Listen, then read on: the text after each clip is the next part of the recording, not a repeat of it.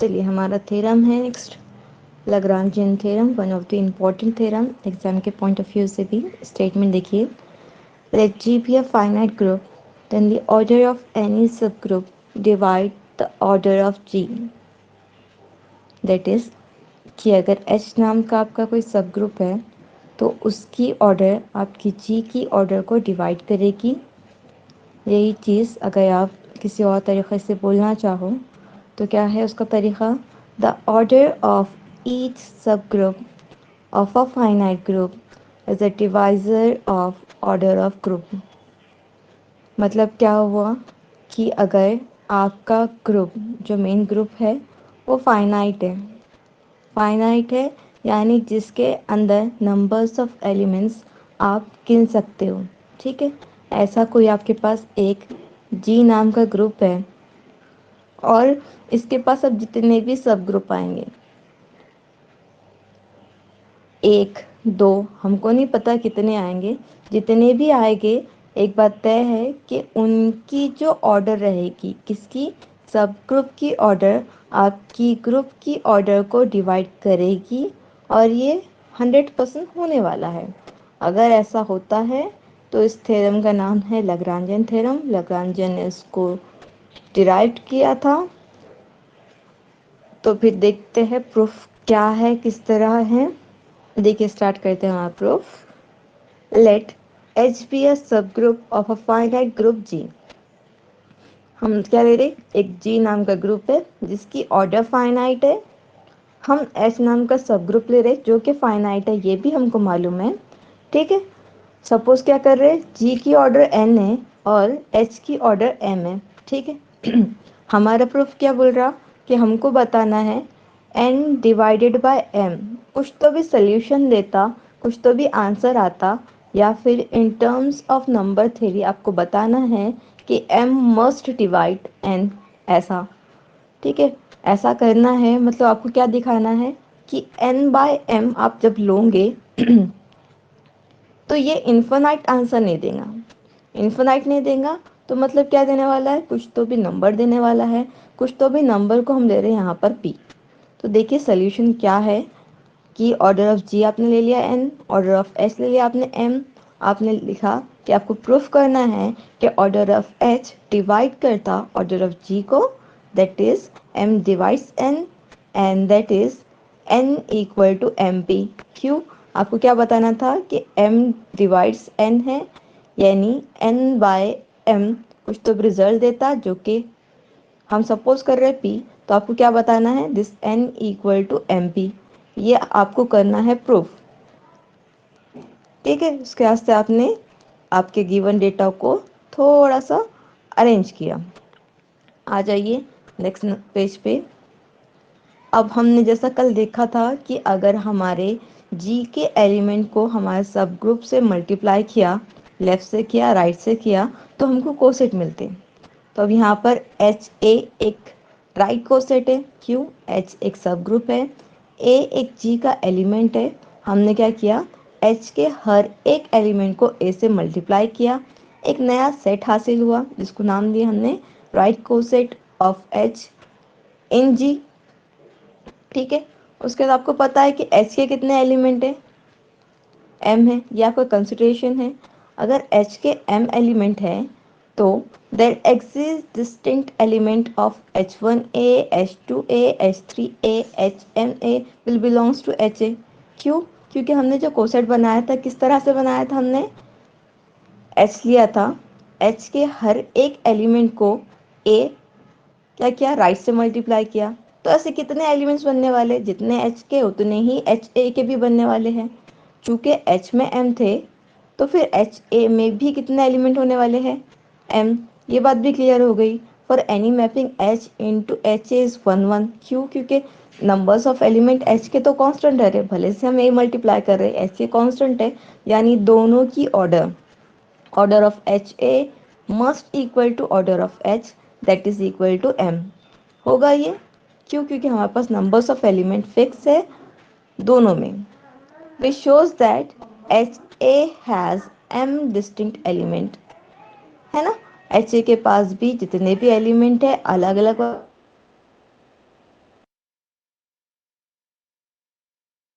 Coinciding element लेंगे, हो सकता हो तो आपके पास आंसर क्या आने वाला है, M. Since G is fine, hence से पी। बाद आपके पास जी के पास ना नंबर्स ऑफ जो कि कितने हैं, एन है। एस के पास एम है। मैं क्या कर सकती, ये एन टाइम ही एम एलिमेंट को मल्टीप्लाई करूंगी। क्यों, मैंने क्या किया, सपोज करो A1 एक एलिमेंट लिया जी का और राइट कोसेट बना दिया HA1, A2 लिया HA2। ऐसा करते करते मैं कहाँ एक कोई तो भी फिक्स नंबर पे जाऊंगी, कहाँ तक, एन एलिमेंट है तो एन तक जाऊंगी। अब मैं क्या सपोज कर रही हूँ, एन नहीं वो पी है। क्यों, क्योंकि हमको N by M P suppose करना था। तो मैं क्या बोलूँगी, मैं नंबर्स ऑफ कोसेट अगर लूँ तो वो पी हो सकते। क्यों, क्योंकि एच इंटू एन कुछ तो भी रिजल्ट देगा, जो कि मैं सपोज कर रही वो पी है। तो देखो लिखा हुआ आपके पास, any two right coset of H in G will be either identical or disjoint। अब हमको पता नहीं है कि अगर हम कोसेट बना रहे तो कैसे आने वाले हैं। तो आपके पास एक गिवन है कि कोई भी दो कोसेट लोगे आप, तो या तो क्या होंगे वो, या तो सेम रहेंगे या फिर डिसजॉइंट रहेंगे, दोनों में एक भी एलिमेंट कॉमन नहीं होगा। ये आपका सेट कोसेट रूल कहता है। Hence, P distinct right coset of H in G will contain MP distinct element, है ना। क्योंकि आपके पास G के पास कितने हैं, N है। आपने क्या किया, P टाइम्स इसके एलिमेंट लिए और M को मल्टीप्लाई किया, यानी वो क्या हो गया, PM हो गया। मतलब numbers of right cosets of H in G कितने हो गए, MP हो गए। यहाँ से ये क्लियर। अब देखो आपने क्या किया, अगर अब आपको बताना है जी कैसा है, अब ये कोसेट कोसेट कोसेट कोसेट जितने मिलेंगे ये कहीं ना कहीं जब जाके पूरा ऐड हो जाएंगे तो आपको जी देने वाले। क्यों, क्योंकि जी के एलिमेंट से ही आपका एच बना है और जी के एलिमेंट से ही आपका ए लिया हुआ है। आपने जब उसको पूरा यूनियन किया तो आपको जी आ गया, यानी इसकी ऑर्डर और इसकी ऑर्डर भी सेम रहेंगी। तो order of G must equal to order of H A, order of H B, order of H C. जैसा हमने राइट कोसेट के वास्ते मैंने A1 A2 की एग्जाम्पल दी थी, वहाँ मैंने प्रिसाइज किया था। क्यों, क्योंकि समझने के वास्ते। अभी हम हमारा प्रिसिशन हटा देते हैं, A1 A2 लेते हैं और P एलिमेंट्स कंसिडर करते हैं। कितने एलिमेंट्स है, P है, और H के ऑर्डर तो आपको पता है कितना है, M है। आपने क्या कर दिया कि फिर यहाँ से M M M M को P टाइम्स ऐड किया। इन शॉर्ट आपने क्या किया, MP ले लिया, है ना। यहाँ से आ गया order of G equal to M P. लेकिन आपको पता था ऑर्डर ऑफ जी कितना है, एन है। तो यहाँ से मैं लिख दूँ N equal to M P for any P belong of natural number. मतलब क्या हुआ, अगर आप एन को एम से डिवाइड करते हो तो कुछ तो भी फाइनाइट नंबर आपके पास आ रहा है। अगर आ रहा है तो ये तो हमको प्रूफ करना था कि अगर आपके सब ग्रुप की ऑर्डर को ग्रुप की ऑर्डर से डिवाइड करो तो कुछ तो रिजल्ट देगा, यानी ऑर्डर ऑफ सब ग्रुप डिवाइड्स ऑर्डर ऑफ जी हो गया। मतलब लैग्रैन्जियन थ्योरम प्रूफ हो गया। ये थ्योरम इंपॉर्टेंट भी है एग्जाम के पॉइंट ऑफ व्यू से भी, और आपके आगे के पूरे थ्योरम की बेस भी समझ के चलिए कि ऑर्डर ऑफ एनी सब group must divide order of group if only it is finite group. Infinite group रहा तो हमारे पास ये वाली कंडीशन नहीं होगी। क्यों, क्योंकि इनफिनाइट ग्रुप रहा तो ये उसकी ऑर्डर कितनी रहेंगी, इनफिनाइट रहेंगी। अगर आपने उससे फाइनाइट भी लिया तो कहाँ से डिवाइड करता, कोई भी चीज़ डिवाइडेड बाय इन्फिनिटी, आपका आंसर इन्फिनिटी चाहने वाला है। फाइनाइट रहा तो ही यहाँ पे हम कुछ तो भी रिजल्ट दे सकते, इसका आंसर इन्फिनिटी चाहने वाला है। इसलिए लैग्रांजियन थ्योरम सिर्फ और सिर्फ फाइनाइट ग्रुप पे एप्लीकेबल है। ठीक है। उसके बाद नेक्स्ट है आपकी कोरोलरी। ये जो मैंने छोड़ा था ना उस दिन कि order of any element must divide the order of group, वही चीज़ वहाँ पर एक मैंने कहा था कि आगे रिपीट होने वाला है। वो रिपीटेड थ्योरम ये है। तो देख लीजिए स्टेटमेंट क्या है, let G be a finite group of order M. हमने ये लिया, एक ग्रुप लिया जिसकी ऑर्डर एम है। Then for every element A belongs to G, order of A must divide order of G, and hence AS to M equal to E। और अगर इसको आप डीप एनालाइज करोगे या इसके कॉन्सिक्वेंस देखोगे। कॉन्सिक्वेंस आपको प्रूफ नहीं करने होते हैं, लेकिन कॉन्सिक्वेंस आप जब देखोगे, every finite group of prime order is cyclic, hence abelian. पहले हम ऊपर का जो हमारा थ्योरम प्रूफ करना है वो समझ लेते हैं। देखिए क्या दिया हुआ आपके पास, एक जी नाम का ग्रुप है जिसके अंदर नंबर्स ऑफ एलिमेंट कितने हैं, m है। मैंने क्या सपोज किया, a मैंने एक एलिमेंट लिया तो एलिमेंट की अपनी ऑर्डर रहेंगी। ऑर्डर कैसी रहेंगी कि एक लीस्ट पॉजिटिव इंटीजर आएगा, सबसे छोटा पॉजिटिव इंटीजर आएगा। वो इंटीजर को जब मैं इसके सर पे लिख दूंगी ना, तो आपके पास यहाँ पर ई आ जाएगा। इसके अलावा भी अगर ये आ गया तो मैं यहाँ पर कोई भी मल्टीप्लाई कर सकती हूँ के, इधर भी के। ई एक आइडेंटिटी है, उसको कितना भी कर लूँ मैं, ई आने वाला है, तो यहाँ पर एक नया नंबर आ सकता, ये अलग बात है। लेकिन यहाँ पर जो लीस्ट पॉजिटिव का कंसेप्ट है, तभी जाके आपके पास क्या आने वाला है, एलिमेंट का ऑर्डर आने वाला है। यहाँ तक सब चीज़ ठीक थी। चलिए ठीक है, यहाँ पे हमको कोई दिक्कत नहीं। हमारा थ्योरम क्या बोल रहा कि ये जो ग्रुप की ऑर्डर है एम, ये डिवाइड होंगी आपके जी के हर एक एलिमेंट की ऑर्डर से।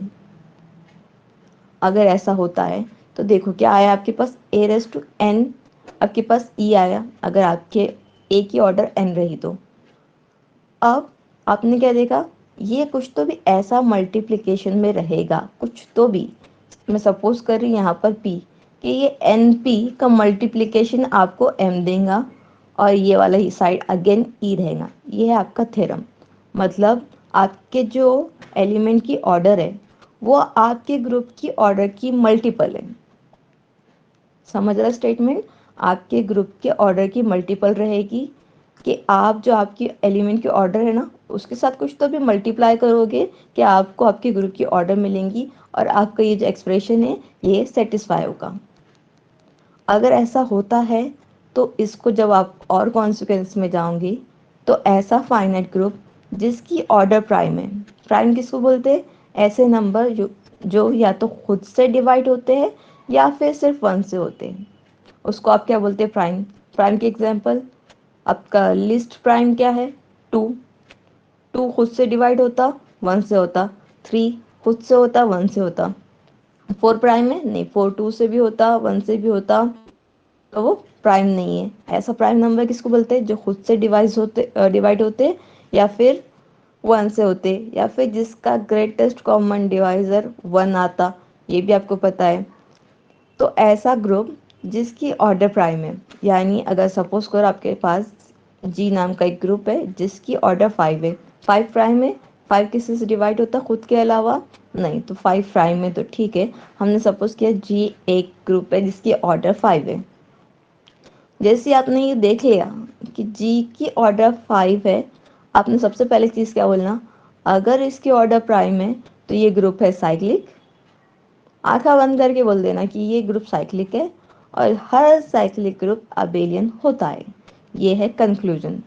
ये थ्योरम की स्टेटमेंट जो कॉन्सिक्वेंस है, ये आपको आपके ऑब्जेक्टिव्स के लिए भी काम आ सकती है, या फिर सेटनेट के लिए भी काम आ सकती है, कि हर एक ग्रुप जिसकी ऑर्डर प्राइम है वो है साइक्लिक, और हर साइक्लिक ग्रुप अबेलियन होता है। लेकिन हर अबेलियन ग्रुप साइक्लिक नहीं होता, मे और मे नॉट बी वाला चांस है। क्लियर, चलिए स्टेटमेंट समझ गया होंगे होपफुली। आगे बढ़ते प्रूफ की तरफ। देखिए, let A be an element of group G such that order of A equal to N. हमने क्या सपोज किया कि एक ऑर्डर एन ऑर्डर का एक एलिमेंट है ए, जो जी का हिस्सा है। हमको प्रूफ करना है क्या, हमको ये बताना है ना, order of A divides order of G, that is N divides M. यही हमको प्रूफ करना है। सपोज कर रहे हैं हम कि A S to M E है, लेकिन आपको पता है एन क्या है, ऑर्डर है, लीस्ट पॉजिटिव इंटीजर है। तो मतलब यहाँ से रिलेशन क्या आ गया, N must be either less than और इक्वल टू एम होगा। क्यों होगा, क्योंकि आपके पास ऑर्डर का डेफिनेशन क्या है कि it must be least positive integer. अगर हम सपोज करें कि ए रेस टू एम भी ई आया, तो आपका एन या तो इक्वल रहेगा या फिर लेस देन रहेगा। इससे ऊपर हमारे पास कोई कंडीशन है, n बड़ा हो सकता, 100% नहीं हो सकता। तो अब हम देखेंगे कि हमारे कंसिडरेशन के हिसाब से कहाँ कहाँ चांसेस जाते हैं। देखिए केस 1 हमारे पास क्या आ गया, n इज लेस देन और इक्वल टू m।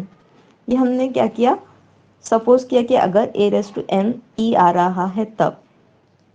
तो पहला केस क्या हो सकता है, n और m इक्वल हो। अगर n इक्वल टू m आ रहा तो m must be divisible by n, होगा कि नहीं, दोनों इक्वल, आपका आंसर आ जाएगा 1 आ जाएगा, फाइनाइट आपका आंसर आ जाएगा, कोई मसला नहीं। तो पहला अगर case if n equal to m रहा तो क्लियरली n डिवाइड्स m, आपका थ्योरम प्रूफ, ये वाला पार्ट हो गया। अब यहाँ तक तो हमको कोई दिक्कत था ही नहीं। अब लेकिन आपका n is strictly less than m रहा या इक्वल टू m रहा, तब क्या हो सकता, कैसे हो सकता, अगर n is less than m रहा तो बाय डिवीजन एल्गोरिथम क्या बोलता, आप इसको इसके एल्गोरिथम के फॉर्म में एग्जिस्ट कर सकते हो। कैसा कि m equal to N Q plus R. Again इससे पहले भी समझाया था एग्जाम्पल, अभी फिर से आया, उस दिन जो शायद नहीं थे या जिन्होंने उस दिन का लेक्चर नहीं देखा, तो उसके लिए क्या सपोज करो, ये m जो है ना, ये है सपोज करो 15 और ये है n2। तो डिवीजन एल्गोरिथम क्या बोलता कि this 15 can write as 2 into 7 plus 1। कैसे, जब आपने 2 से डिवाइड किया तो क्या आया, 2 7 जा 14 आया और रिमाइंडर आपके पास बचा 1। तो यही चीज़ क्या हुआ है, देखो m equal to N Q, m कितना है 15 एज इट इज, n कितना है 2, q कितना है आपका मल्टीपल कितना है 7 प्लस रिमाइंडर कितना है 1। डिवीजन एल्गोरिथम क्या बोलता, उसको आप ऐसे एक्सप्रेशन के फॉर्म में एग्जिस्ट कर सकते हो। आपने कर दिया, अगर ये बड़ा है m और n छोटा है तो ठीक है। जहाँ पर r रिमाइंडर है, आपके n से 100% छोटा है और 0 से बड़ा है। 0 रहता तो वहाँ पर रिमाइंडर आता ही नहीं। तो अभी हमने क्या किया, सपोज क्या किया, ए रेस टू एन इक्वल, अब ये जो आपके पास एक्सप्रेशन आया था ना, इसके दोनों साइड ए ले लिया और जो आपका एक्सप्रेशन था ना उसको एक्सपोनेंशियल फॉर्म में डाल दिया, या फिर ये वाली जो एक्सप्रेशन है, ये वाली जो इक्वेशन है उसके रेस टू ए कर दिया। तो क्या बन गया, a raise to n equal to a raise to N Q plus r. ठीक है, डिवीजन एल्गोरिथम लिया, ए रेस टू के फॉर्म में ले लिया। आपको पता है ए रेस टू एम आपने ए सपोज किया हुआ है, उसकी वैल्यू डाल दिया। अब इसको by rule of indices separate किया, ये हो गया a raise to N q into A raise to r. Again a raise to n group की ऑर्डर है, आपको आंसर ई देने वाली, फिर क्या हो गया, ये ई रेस टू क्यू हो गया into A raise to R. यहाँ भी ई है, यहाँ भी ई है। ई क्या है, बेसिकली आइडेंटिटी एलिमेंट है, उसकी कितनी भी ऑर्डर ले लो। मैं अगर 1:1 लाख भी ले लूँ, मतलब मैंने 1 को 1 लाख टाइम्स मल्टीप्लाई किया, आंसर तो 1 ही चाहने वाला है ना। या फिर 0 को मैं 1000 टाइम ऐड कर रही हूँ, आंसर 0 चाहने वाला है। तो मैं उसको ई रेस टू क्यू भी लिखूँ तो ई चाहने वाला है, E into R, A raise to R, A raise to R चाहने वाला है। मतलब यहाँ से आपके पास क्या आ गया, a raise to r equal to e. लेकिन ये हमको जमता नहीं, क्यों नहीं जमता, आपके पास ऑर्डर का डेफिनेशन क्या था, a raise to n equal to e only if this is least positive integer. Least मतलब सबसे छोटा, इससे नहीं रहना, इससे ऊपर कोई भी या इससे कोई छोटी ऐसी वैल्यू नहीं आना जो ये एक्सप्रेशन सेटिस्फाई कर रही। लेकिन आपके पास एन आर की जो कंडीशन थी क्या थी, एन से ये छोटा था, एन से छोटा था और 0 से बड़ा था, और ये भी सेटिस्फाई कर रहा कि a raise to r equal to e है। तो हमको नहीं जमता, ये ऐसा नहीं, हो ही नहीं सकता। मतलब ये आर की वैल्यू 0 है, कैसा, ए raise to 0 equal to e है, यानी ये ए रेस टू 0 आपका आइडेंटिटी एलिमेंट ही है, दूसरा कोई एलिमेंट नहीं है। तो हमने क्या सपोज किया, इसके आगे देखो प्रूफ, एक मिनट हम देखो फिर क्या हो गया, if 0 is less than equal to r is strictly less than n, then a raised to r is not possible since order of a equal to n। हो ही नहीं सकता, मतलब r 0 आ गया, a raised to r is possible। हाँ, लेकिन जब r 0 रहेगा ये वाली कंडीशन प्रूफ हो सकती, तो आपके पास डिवीजन एल्गोरिथम का ये जो r आ गया, इसकी वैल्यू आ गई 0। यहाँ से आपके पास क्या आ गया, therefore m equal to N Q, this means that n divides M Q. यहाँ पर आपका थ्योरम हो गया प्रूफ। ठीक है, अब हमको चाहिए इफ ऑर्डर के फॉर्म में, तो आपके पास since order of element equal to n and order of your group is n, therefore order of a divides order of g। यहाँ पर ये वाला नहीं भी करके डायरेक्ट ये भी कंक्लूड कर दो तो आपको सफिशिएंट है प्रूफ के लिए। ठीक है,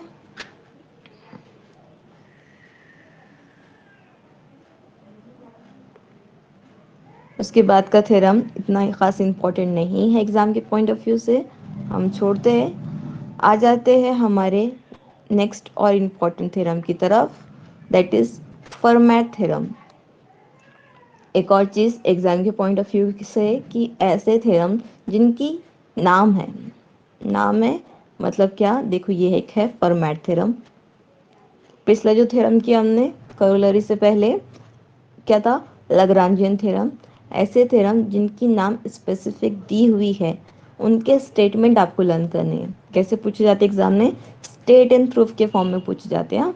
ये थ्योरम डायरेक्टली आपको या तो स्टेटमेंट दे के प्रूफ करो बोल सकता, या फिर स्टेट एंड प्रूफ बोल के दे पूछ सकता, या फिर आपके जो ऑब्जेक्टिव्स है ना, आपके पास बहुत सारे ऑब्जेक्टिव्स है, वो ऑब्जेक्टिव्स में वो डायरेक्ट स्टेटमेंट लिखो बोल के भी दे सकता। स्टेट द स्टेटमेंट ऑफ ये स्टेट फॉर्मेट थ्योरम ऐसे भी दे सकता।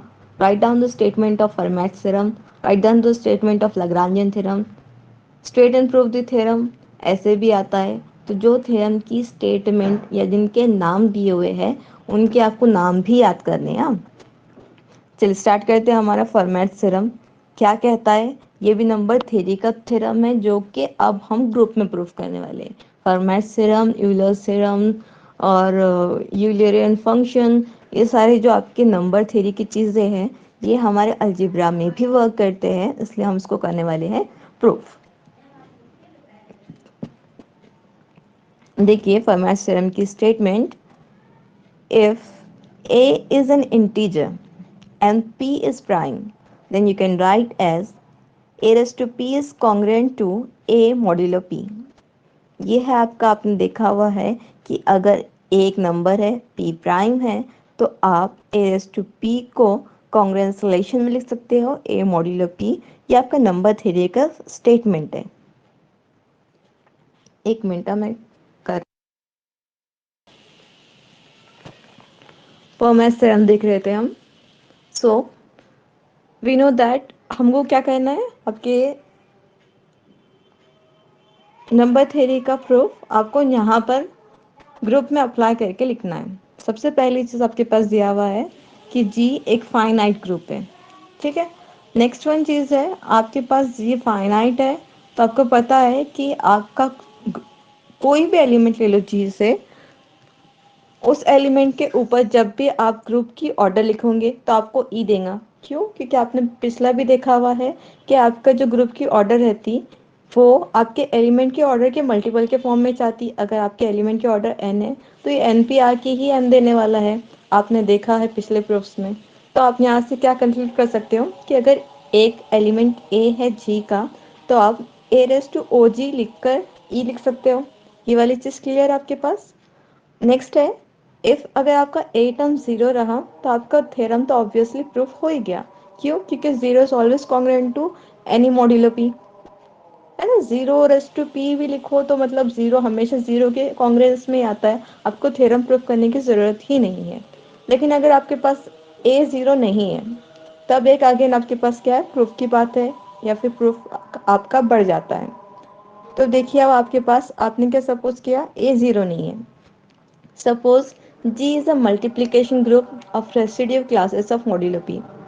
आपने क्या देखा था कि आप Z4 जो लिया तो Z4 with respect to addition भी ले सकते हो, विद रिस्पेक्ट टू मल्टीप्लिकेशन भी ले सकते हो। आपने क्या किया, ये जी को with respect to multiplication consider कर लिया, तो फिर ये जो मॉड्यूलो क्लासेस जो आने वाली है ये मल्टीप्लिकेशन की मॉड्यूलो आने वाली है, ये भी क्लियर हो गया। तो क्या हो गया, ये मल्टीप्लिकेशन की रहेंगी तो ये bracket 1 bracket 2 bracket p minus 1, 1 से लेके अगर मॉड्यूलो p है तो उसके एलिमेंट्स कितने रहने वाले, p माइनस 1। मतलब कितना एलिमेंट है, 1 2 अप टू p माइनस 1, यानी यहाँ से क्या कंक्लूड हो गया कि ऑर्डर ऑफ g आपके पास कितना है, p माइनस 1। मतलब क्या हुआ, ए रेस टू ओ जी आपके पास क्या आया था, या फिर ऑर्डर ऑफ जी ई आया था, तो यहाँ से क्या हो गया, a raise to P minus 1 क्या आ गया, ई आ गया। मल्टीप्लिकेशन में काम कर रहे तो मतलब आपके पास आइडेंटिटी एलिमेंट 100% क्लास 1 ही रहने वाला है। ये class 1 class 2 class p minus 1 भी बोल सकते हैं, क्योंकि ये रेसोडी क्लासेस है। आप ब्रैकेट बोल सकते हैं, क्लास बोल सकते हैं, एज पर योर कन्वीनियंस। तो आपके पास क्या आ गया, a raise to p minus 1 is equal to class 1। Class 1 क्या है, basically 1 multiplication of modulo p, है ना। तो यहाँ से अरेंज क्या किया आपने, a raise to p minus 1 is equal to class 1 लिया, class 1 can write as 1 multiplication modulo p, और p क्या आ गया आपके पास, प्राइम। अब क्या किया मैंने, दोनों साइड a से मल्टीप्लाई किया, तो क्या बन गया, a raise to p minus 1 into a, यानी p minus 1 plus 1, minus 1 plus 1 आपको देगा आपका 0। यहाँ से फिर क्या आ गया, a raise to p is congruent to a modulo p, जो कि है आपका फर्मेट थ्योरम का स्टेटमेंट और आपका थ्योरम का प्रूफ। तो आपने स्टार्ट कहाँ से किया, पहले आपकी की स्टेप कि a raise to order of g can write as e। पहला केस लिया आपका a अगर 0 रहा तो, अगर a 0 नहीं रहा तो आपने लिया एक ग्रुप g जिसकी एलिमेंट्स कितने थे, p माइनस 1 थे, और वहाँ पर थे residue classes p minus 1।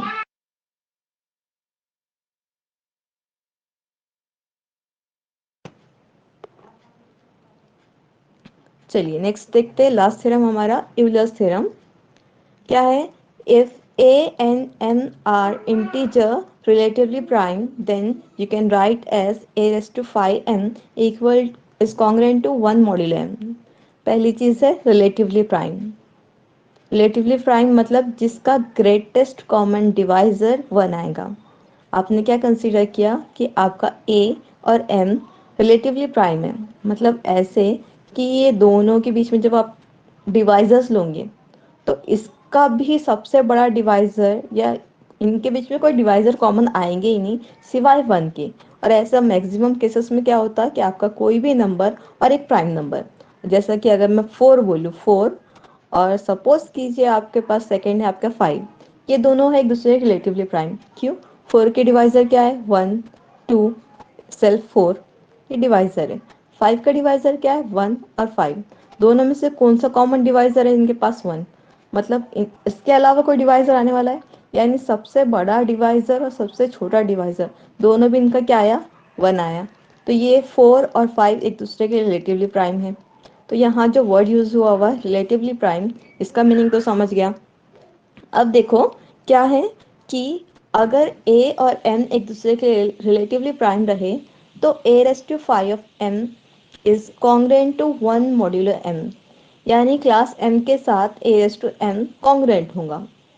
Class m तो समझ गया हमको। अब ये क्या है, 5 ऑफ m क्या है, ये है यूलर्स फंक्शन जहाँ m हमेशा 1 से बड़ा रहेगा।